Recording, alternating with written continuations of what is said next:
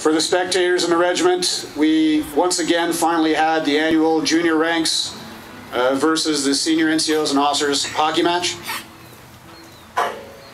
It was held about a month ago. Great competition.